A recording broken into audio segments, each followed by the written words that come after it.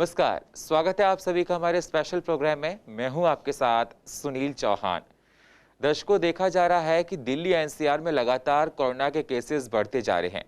उसको लेकर राज्य सरकारें, नगर निगम और केंद्र सरकार बहुत सारे ऐसे प्रयास कर रही है जिससे इनके केसेस को कम किया जा सके। सवाल मन में इस बात का आता है कि आखिर एकदम केसेस दिल्ली में इतने ऐसे क्यों बढ़ने लगे। शादियों का सीजन आने वाला है, शादियां चल भी रही हैं, बार बार हिदायत दी जा रही है कि कम से कम लोगों को जाना है, एहतियात बरतना है। साथ ही साथ आपको आज ये बताया जाएगा सर्दी, प्रदूषण और कोरोना का जो कॉम्बो है वो कितना हानिकारक है, अस्थमेटिक पेशेंट को क्या करना है, और वैक्सीन को लेकर आपको बताया जाएगा कि वैक्सीन को लेकर कब तक मार्केट में आ सकती है और कब तक हम लोगों के लग सकती है, जिससे इस महामारी से निजात हम लोगों को मिल सके। इन सारी बातों पर डिस्कशन करने के लिए हमारे साथ गोयल हॉस्पिटल के चेयरमैन डॉक्टर अनिल गोयल हमारे साथ हैं। स्वागत है सर। डॉक्टर अनिल गोयल आपको बताएंगे, समझाएंगे, लेकिन उससे पहले आप एक छोटी सी रिपोर्ट देखिए। दिल्ली एनसीआर कोरोना से बेहाल, कोरोना के नियम न मानने वालों के काटे जा रहे हैं चालान। दिल्ली के अस्पतालों में बेड नहीं खाली। कोरोना, प्रदूषण, ठंड से दिल्ली एनसीआर परेशान। आखिर कैसे लोगों को मिलेगी इस महामारी से निजात। लगभग 9 महीने से कोरोना महामारी से लोगों को परेशानियां हो रही हैं। कोरोना की वजह से लोगों की जिंदगी पहले से काफी बदल गई है। अब दिल्ली में अचानक से केसेस बहुत ज्यादा आ रहे हैं। दिल्ली में देखा जाए तो कोरोना विकराल रूप धारण करता जा रहा है। अस्पतालों में जगह नहीं है।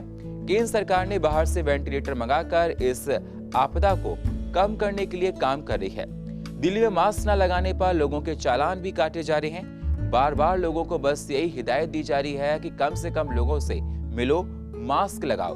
जब तक वैक्सीन नहीं है, मास्क को ही वैक्सीन समझो। उसके बाद भी लोग इस भयंकर महामारी को हल्के में ले रहे हैं। देश में सबसे ज्यादा हालात खराब दिल्ली में हो रहे हैं। शादियों में भी एहतियात के साथ जाने की अनुमति की बात कही जा रही है। तो कैसे बचे इस महामारी से, कौन कौन सी बातों का रखना है ध्यान। अगर आपको जाननी है सारी बातें तो जानने के लिए आप बने रहिए हमारे साथ। हेल्थ डेस्क से सुनील चौहान, सीसी न्यूज, दिल्ली। तो जैसा आपने रिपोर्ट में देखा और जानने की कोशिश की, चिंता का विषय है और हम सब लोगों को एहतियात इस समय बहुत बरतना है, क्योंकि दिल्ली में हालात बद से बदतर हो चुके हैं, बहुत खराब हैं। हॉस्पिटल्स में बेड भरे हुए हैं। सर, देखा जाए दिल्ली में केसेस लगातार बढ़ते जा रहे हैं और दिवाली के बाद से और दिवाली से पहले केसेस बहुत बढ़ने लगे थे। हॉस्पिटल से बेड नहीं है। आपका हॉस्पिटल खुद कोविड सेक्शन को चला रहा है। आप लोग निरंतर प्रयास कर रहे हैं, बहुत से लोगों को आप ठीक कर चुके हैं। लगातार केसेस दिल्ली में क्यों बढ़ रहे हैं? देखिए, जैसे आपने बहुत ठीक बोला, ये बहुत ही अत्यधिक चिंता का विषय है कि 5 से 7 हज़ार केसेस पिछले 2 हफ्ते में लगातार आ रहे हैं प्रतिदिन, और 100 के करीब मौतें भी हो रही हैं प्रतिदिन। इसका वजह क्या है? एक तो पहली बात तो हम खुद इसके लिए जिम्मेदार हैं। हमने कोविड बिहेवियर को नहीं माना, और मेरी को सर्वेज भी आ रहे हैं कि कितने लोग जो पॉजिटिव हैं 4 दिन, 6 दिन, 8 दिन बाद ही मार्केट प्लेसेस में घूमने लगे, बाहर स्ट्रॉल करने लगे, अपने ऑफिस जाने लगे। तो ये निश्चित रूप से एक कोविड के पुअर बिहेवियर है जो पब्लिक ने किया। बहुत सारे फेस्टिवल आए, हमने क्राउड्स और दर क्राउड्स हर मार्केट्स में पाई जाने लगी। आपने पूरा का पूरा, अब एडमिनिस्ट्रेशन के हिसाब से देखें तो पूरा का पूरा मार्केट प्लेसेस खोल दिए गए, साप्ताहिक बाजार खोल दिए गए, शराब की दुकानें खोल दी गई, रेस्टोरेंट खोल दिए गए, बस की फुल कैपेसिटी खोल दी गई, अब ई रिक्शा सारी खोल दी गई। जहाँ भी भीड़ भाड़ होने की जगह है, जैसे कि हमारे रेलवे स्टेशन हैं या मान लीजिए बस स्टॉप्स हैं, दिल्ली में बाहर से भी बहुत सारी जनता आती है, उन जगह पे भी बहुत सारी भीड़ देखी गई। तो इन सब ने मिलकर क्या किया, जो पॉजिटिव मरीज़ थे वो भीड़ में मिक्स होने लगे। मतलब एक तरह से समझ लीजिए कि एक एनीमी है, वो खुलेआम हम लोगों के बीच घूमता रहा, और 5-5, 6-6 हज़ार, 7-7 हज़ार लोग पॉजिटिव होकर ये आए गए। अगर आप इसमें भी अगर ज़्यादा RT-PCR करें तो हो सकता है आज जो 12 से 13% पॉजिटिविटी रेट है, अगर 1 लाख टेस्ट करेंगे तो मुझे लगता है 12 से 13 हज़ार भी केसेस हो सकते हैं। निश्चित रूप से 2 मुख्य कारण हैं जो मैं बताना चाहता हूँ: पुअर कोविड बिहेवियर पब्लिक का, और पुअर एनफोर्समेंट सरकारी एजेंसीज का, जिसके कारण इतने केस बढ़े हैं। बिल्कुल, इसमें कहीं ना कहीं से हम लोगों की गलती है, और हम लोग देखा गया कि बहुत से लोग पॉजिटिव होने के बाद भी बाजारों में घूमते रहे। सर, प्रेजेंट टाइम में देखा जा रहा था, आप बीजेपी की से जुड़े भी हैं और मैं आपसे जानना चाहता हूं कि केंद्र सरकार लगातार प्रयास कर रही है। अमित शाह जी ने अभी फिलहाल में ही 200-250 वेंटिलेटर्स को बुलाया है। जो जूनियर डॉक्टर्स हैं उनसे क्या कहते हैं कि काम ले रहे हैं। ये भी कहा गया है कि जो आयुर्वेद के डॉक्टर्स हैं वो भी सर्जरी कर सकते हैं। इन सबको आप किस तरह से देखते हैं? देखिए, दो अलग अलग विषय हैं। निश्चित रूप से ये राजनीति का विषय नहीं है। इस वक्त हमको कोविड महामारी को कंट्रोल करना है दिल्ली और एनसीआर में। दिल्ली एनसीआर में इसलिए कहता हूँ कि दिल्ली एनसीआर से लोगों का रोज़ाना आवागमन होता है। जैसे हमारे माननीय गृह मंत्री अमित शाह जी ने किया, उसमें 250 वेंटिलेटर, 750 आईसीयू बेड 2-3 दिन में देने को कहा और वो उस प्रक्रिया को शुरू हो गया है। और उनके साथ पूरा उन्होंने नगर निगम के अधिकारी, दिल्ली पुलिस के अधिकारी, दिल्ली सरकार के अधिकारी और दिल्ली के मुख्यमंत्री, स्वास्थ्य मंत्री माननीय अमित शाह जी, केंद्र के स्वास्थ्य मंत्री, इन सब की एक बैठक में बहुत सारे अहम निर्णय लिए गए कि किस प्रकार से उसको कंट्रोल किया जाए। एक तो जो मरीज़ बीमार हो रहे हैं उनको एडिक्वेट व्यवस्था मिले, जो आज ज़्यादा ज़रूरत है आईसीयू बेड की, जो वेंटिलेटर बेड की, वो मिले। सबसे पहले तो ये किया गया। दूसरा ये भी किया गया कि अगर ज़रूरत पड़ेगी तो लॉकडाउन नहीं लेकिन कंटेनमेंट जोन ज़रूर बनाने चाहिए। मेरा ये मानना है कि एक शब्द लॉकडाउन की बात नहीं करते, लेकिन जहाँ भी केसेस 6-8 से ज़्यादा पाए जाते हैं, जहाँ भी भीड़ भाड़ है वो कंट्रोल में नहीं आ रही है, उन जगह को निश्चित रूप से कंटेनमेंट जोन घोषित कर देना चाहिए, चाहे वो मार्केट्स हों। साप्ताहिक बाज़ार जो लग रहे हैं, मेरा मानना है कि अब नहीं लगने चाहिए। जहाँ पर टेस्टिंग हो रही है, ख़ास तौर से जो एंट्री पॉइंट्स हैं, मान लीजिए आनंद विहार बस स्टॉप है या रेलवे स्टेशंस हैं या कश्मीरी गेट बस स्टैंड, सराय खान, जहाँ से बाहर से आने वाले लोग हैं, मुझे लगता है उनका भी रैंडम टेस्टिंग दिल्ली सरकार के द्वारा करनी चाहिए। और ज़्यादा टेस्टिंग कौन सी होनी चाहिए? आरटीपीसीआर होना चाहिए, रैपिड एंटीजन की जगह। इस प्रकार से हमको क्या है, एनीमी पकड़ना है। वो एनीमी खुला हुआ घूम रहा है, इसको इस तरह से लिखें, बॉर्डर में इन्फिल्ट्रेट कर रहा है, जैसे कि पाकिस्तानी सैनिक या चाइनीज़ सैनिक, तो वहाँ पर हमारे मुस्तैदी से खड़े हुए हैं हिंदुस्तानी जवान। इसी प्रकार से जो हेल्थ केयर टेस्टिंग है, हेल्थ केयर वर्कर्स को उसी मुस्तैदी के तहत और दिल्ली सरकार के एडमिनिस्ट्रेशन को, सारे एसडीएम्स को, डिस्ट्रिक्ट मजिस्ट्रेट को उसी मुस्तैदी के साथ उस अपराधी को जो कि कोरोना से पीड़ित है और पब्लिक में घूम रहा है, उसको पकड़ना होगा, रोकना होगा। और जो लोग मान लीजिए मास्क नहीं लगा रहे हैं, हैंड हाइजीन का यूज़ नहीं कर रहे हैं, उनको अवेयरनेस भी देनी होगी और अवेयरनेस के अलावा निश्चित रूप से पेनल्टी भी करनी पड़ेगी, डेटरेंट एक्शन भी करना पड़ेगा। बिल्कुल, बहुत अच्छी बात आपने बताई है कि सबसे पहले हम लोगों को ये देखना है कि जो कंटेनमेंट जोन्स हैं वहाँ से लोग ना निकलें सर, और इस बात को लेकर जिक्र किया जाए। नए कंटेनमेंट जोन्स भी बनाए जाएँ, जहाँ भीड़ भाड़ वाले इलाके हैं, जहाँ लोगों में बहुत ज़्यादा केसेस पाए जा रहे हैं, वो नए कंटेनमेंट जोन बनाए जाएँ। भीड़ भाड़ वाली जगह को तो अब दिल्ली में अलाउड ही नहीं है, जब तक कि ये फ्लैट कर्व नहीं आए या नीचे शुरू नहीं हो, तब तक भीड़ भाड़ वाले दिल्ली में इलाके बंद कर दिए जाने चाहिए। बिल्कुल, बहुत जगह ऐसा देखा जा रहा है कि जो बाजार हैं उनको बंद करने की बात भी कही जा रही है बार बार। सर, मैं आपसे एक क्वेश्चन और जानना चाहता हूं कि अभी मौसम बदल रहा है, सर्दी आ गई है और बहुत से लोगों में देखा जाता है सर्दी, जुकाम, खांसी हो है। इस बार तो कोरोना नहीं है, वैसे भी हर साल ये देखा जाता था, तो क्या हर जुकाम और खांसी को कोविड से रिलेट किया जाए? देखिए, जुकाम खांसी निश्चित रूप से कोविड का लक्षण है। तो अब ये कोविड है या नहीं है, ये आपका सवाल है। तो ये कोविड भी हो सकता है और नहीं भी हो सकता, लेकिन अगर इसके साथ मान लीजिए सांस फूल रही है, निमोनिया आपके एक्सरे में आ रहा है, तो निश्चित रूप से इसमें कोविड के टेस्ट की ज़रूरत है। इसमें साथ साथ 2-3 दिन बुखार है जो बराबर चलता जा रहा है 100-101 के ऊपर, तो कोविड टेस्ट की ज़रूरत है। तो इस तरह से कुछ ओवरलैपिंग लक्षण जरूर है कि फ्लू लाइक सिम्टम्स प्लस अगर बुखार है लगातार बना हुआ है, खांसी है लगातार बनी हुई है, साथ में निमोनिया है या सांस फूलने, तो कोविड टेस्ट की ज़रूरत है यहाँ। लेकिन ये जानना ज़रूरी है आपके दर्शकों को कि जिसमें भी सर्दी में चूँकि टेम्परेचर कम होता है तो वायरस मल्टीप्लिकेशन बढ़ जाता है, नंबर 1। दूसरा, अब पॉल्यूशन का भी आपको बात करनी चाहिए। जो इतने पॉल्यूटेंट वातावरण में घूम रहे हैं, वो ठंडा मौसम और हवा स्टिल हो, मतलब हवा बहुत तेज़ नहीं चल रही हो, तो नीचे सरफेस पर वो इकट्ठे हो जाते हैं, जिससे कि वो को पॉल्यूशन भी रेस्पिरेटरी लाइनिंग ख़राब कर रहा है और कोविड भी ख़राब कर रहा है। तो कोविड और पॉल्यूशन मिलकर कोरोना को करीब 10 से 15% केसेस को बढ़ा सकते हैं और बढ़ा रहे हैं। तो फ्लू है अगर आपको, तो मेरा सजेशन होगा कि डॉक्टर को दिखा लें एंड लेट हिम डिसाइड कि इसमें कोविड टेस्ट की आवश्यकता है या नहीं आवश्यकता। बिल्कुल, डॉक्टर से परामर्श करना सर बेहद ज़रूरी है, अगर फ्लू है या फीवर आ गया है तो। सर मैं आपसे जानना चाहता हूँ कि अस्थमैटिक पेशेंट दिल्ली एनसीआर में बहुत ज़्यादा हैं और उनके लिए कहा जाता है कि अस्थमैटिक पेशेंट के लिए कोविड बहुत ही खतरनाक बीमारी है क्योंकि लंग्स को भी जाकर इफ़ेक्ट करती है। तो अस्थमैटिक पेशेंट जो आपको देख रहे हैं, उनको लेकर आप क्या मैसेज देना चाहते हैं? देखिए, जितने अस्थमैटिक पेशेंट्स हैं मास्क लगाएं और कोशिश रहे घर में रहें, जिससे कि वो एक्यूट एक्सरबेशन नहीं हो, क्योंकि पोल्यूशन भी है और कोरोना भी है। और ये देखा गया है कि इंटरनेशनल इसकी स्टडी है कि करीब 13 से 15% पेशेंट्स जो कोविड जो कि पोल्यूशन के कारण इन दिनों इमरजेंसी ओपीडी में और एडमिशन्स बढ़ जाते हैं। तो आप स्वस्थ रहने के लिए घर पर रहें, बगैर ज़रूरत घर से बाहर ना निकलें तो N95 मास्क लगाएं, क्योंकि उसमें कोविड वायरस भी फिल्टर होना चाहिए और उसमें साथ में पॉल्यूटेंट भी फिल्टर होना चाहिए। तो मास्क लगाएं तो N95 लगाएं और बहुत ज़्यादा हैवी एक्सरसाइज ना करें, अच्छा सुपाच्य खाना खाएं, इम्यूनिटी को बढ़ाएं।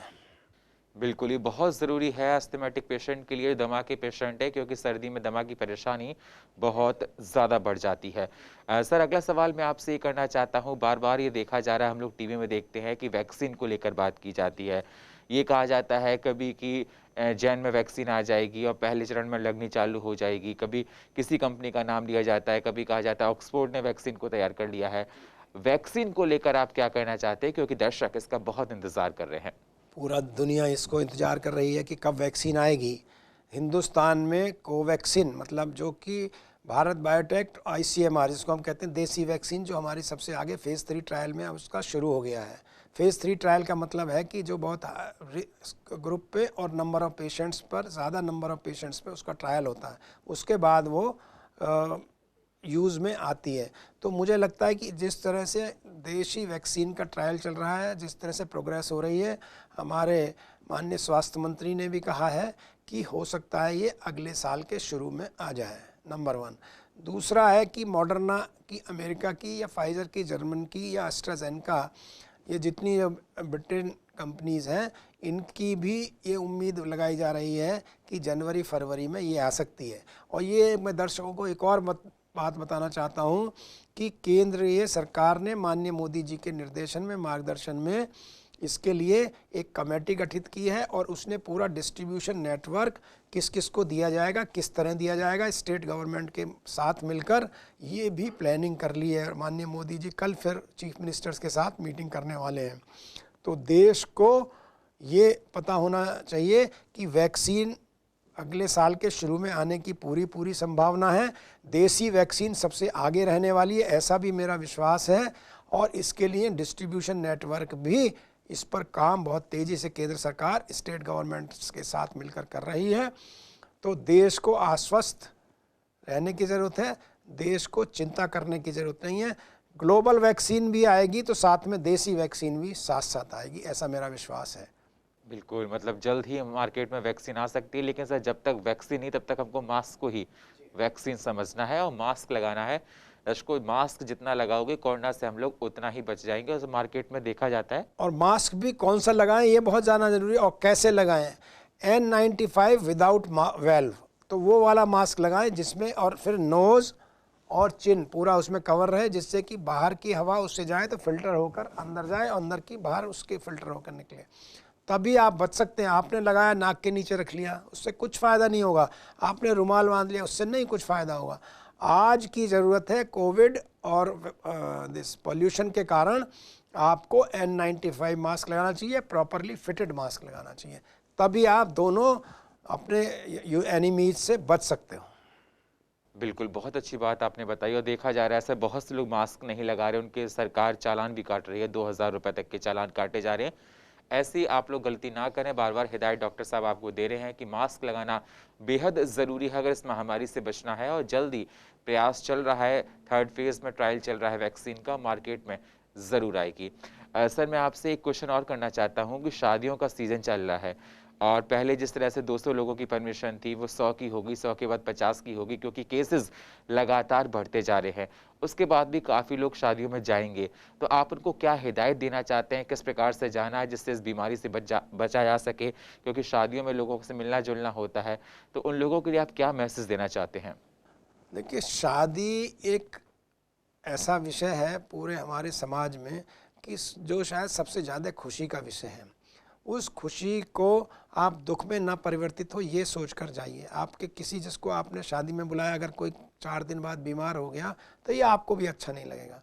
इसलिए आपको क्या करना है कि प्रॉपर सोशल डिस्टेंसिंग 2 गज मतलब 2 गज का दूरी रखना ज़रूरी है। मास्क N95 लगाना ज़रूरी है। गेट्स पर सैनिटाइज़र्स होने चाहिए।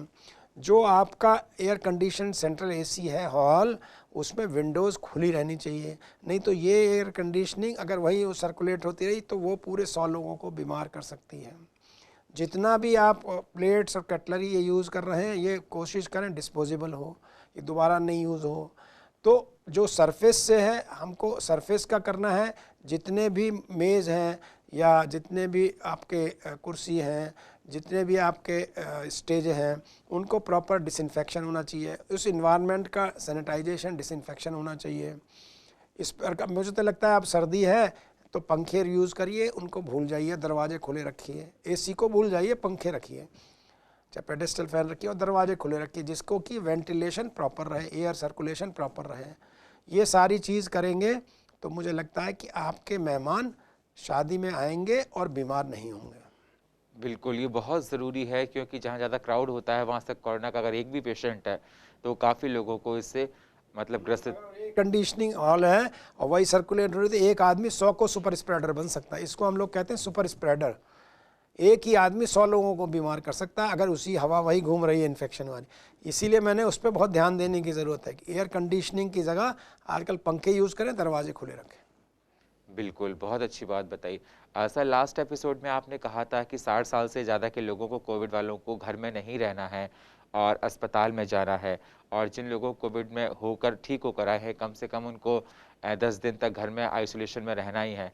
मैं आपसे कि री-इन्फेक्शन को लेकर भी जानना चाहता हूँ कि बहुत से लोग कह रहे हैं कि री-इन्फेक्शन भी हो जाता है, तो आप इस पर क्या कहना चाहते हैं? आपने पहला सवाल जो पूछा मैंने ये कहा था कि 60 साल के ऊपर अगर आपको कोविड हुआ है और साथ में डायबिटीज़, हाइपरटेंशन या कोमॉर्बिडिटीज़ हैं तो निश्चित रूप से डॉक्टर की सलाह लें। हो सकता है वो आपको अस्पताल में भर्ती करने को बोलें और अगर आपको 5 दिन 7 दिन के बाद भी वो छुट्टी करते हैं तो टोटल आपका क्वारंटाइन डेज घर पर भी 17 दिन रहना चाहिए। ये एक पहली बात ये हुई। और दूसरा सवाल क्या आपने पूछा? री इन्फेक्शन बहुत ही अनकॉमन सी चीज़ है। बहुत कुछ जगह पाया जरूर गया है री इन्फेक्शन, डिफरेंट स्ट्रेन, लेकिन री इन्फेक्शन का मतलब है कि कोविड वायरस का डिफरेंट स्ट्रेन आइडेंटिफाई हो। तो ये तो हम लोगों के यहाँ अभी नहीं हो रहा है वो, मतलब जनरली स्पीकिंग। तो इसलिए मैं उस पर ये कह सकता हूँ कि अभी बहुत अनकॉमन है री इन्फेक्शन जी। और दूसरा मुझे लगता है आपको ये भी एक विषय जरूर करना चाहिए कि प्लाज्मा के बारे में भी बड़ी भ्रांतियाँ हैं। प्लाज्मा डोनेशन के लिए भी बड़ी भ्रांतियाँ मैं ये मानता हूँ और ICMR ने भी अभी बोला है कि बीमारी होने के 3 से 7 दिन में प्लाज्मा दे सकते हैं, मॉडरेट डिजीज़ में प्लाज्मा दे सकते हैं। और जो प्लाज्मा देने वाले लोग हैं 15 से 65 साल के लोग, आदमी लोग दे सकते हैं और महिला जिसको प्रेगनेंसी नहीं हो वो दे सकते हैं। और उसमें हम लोग ना IgG एंटीबॉडी देखते हैं, 1/640 हो टाइटर अगर एलाइजा मेथड से तो हम लोग वो प्लाज्मा उनको दे सकते हैं। प्लाज्मा देने वाले को कोई प्रॉब्लम नहीं है, ना कमज़ोरी आती ना कोई आती। इसलिए जो कोरोना से बचे हैं मैं समझता हूँ ऊपर वाले ने उन पर कृपा की है, वो आगे लोगों को उनको ज़रूर मदद करना चाहिए, नंबर 1। दूसरा ये भी एक तय है बात, ICMR की स्टडी में पाया गया कि बहुत जैसे उससे मॉर्टेलिटी कम नहीं होती या मॉडरेट का सीवियर डिजीज़ कम नहीं होती, ये भी इसमें पाया गया। बट ये एक्सपेरिमेंटल दवाई है, कुछ लोगों में ये मदद कर सकती है। अगर यूज़ होनी हो तो पहले हफ्ते में ही यूज़ होना चाहिए। बिल्कुल, बहुत अच्छी बात आपने बताई। दर्शकों इस बात पर आप ध्यान देना। बहुत बहुत शुक्रिया सर, हमारे इस मंच पर आए और आपने दर्शकों को बहुत महत्वपूर्ण बातें बताई। चलते चलते जो दर्शक आपको देख रहे हैं अपनी पोटली में आपके पास जो कुछ और भी है इस बीमारी से जुड़ा हुआ, अगर आप दर्शकों को बता दें तो और अच्छा होगा। जब भी आप फ़ोन खोलते हैं तो जो आपको मैसेज मिलता है उसको मानिए, 2 गज दूरी रखिए, रेस्पिरेटरी हाइजीन रखिए, हैंड हाइजीन रखिए और मास्क लगाइए, N95 मास्क लगाइए। अगर कोई आप पॉजिटिव हो गए हैं, आपको होम क्वारंटाइन में हैं या अस्पताल में हैं तो उनके नियमों का पालन करिए। होम क्वारंटाइन में हैं तो घर के बाहर नहीं निकलें, अपने कमरे में रहें, तो आपके घर वाले भी स्वस्थ रहेंगे और बाकी समाज भी स्वस्थ रहेगा। इसके अलावा जो भीड़ भाड़ वाले स्थानों पर जाने से बचें। कोई बहुत ज़रूरी काम है तब अगर जाना पड़ रहा है तब भी यही नॉर्म्स कोविड बिहेवियर का पालन करें। हमारे स्वास्थ्य की जिम्मेदारी हमारी है, इसलिए ध्यान रखना भी हमने ही है, अपना भी, अपने फैमिली का भी, अपने समाज का भी। Thank you. तो देखा आपने, डॉक्टर साहब ने बताया, समझाया, बार बार आप लोगों से यही रिक्वेस्ट कर रहे हैं कि मास्क लगाकर रखिए, सोशल डिस्टेंसिंग का पालन कीजिए और सैनिटाइजेशन का बहुत ध्यान रखना है। हाइजेनिक होना बहुत ज़रूरी है। इनसे ही हम इस बीमारी से बच सकते हैं। जल्द ही मार्केट में बताया सर ने कि वैक्सीन आ जाएगी, उसके बाद और ये बीमारी से हम लोगों को राहत मिलेगी। लेकिन अभी दिल्ली में हालात बहुत ज़्यादा ख़राब हैं। अगर कोई कोविड पेशेंट है तो प्लीज़ रिक्वेस्ट है कि वो घर पर ही रहे, बाहर मार्केट में ना जाए, क्योंकि लोगों की गलतियों की वजह से ही ये सब कंडीशन आज देखने को मिली है। तो बार बार सर भी रिक्वेस्ट कर रहे हैं, हम भी इस मंच से रिक्वेस्ट करते हैं कि इस महामारी से बचने के लिए हम सब लोगों को मिलकर लड़ना है, तभी हम लोग इस बीमारी से जीत पा सकते हैं।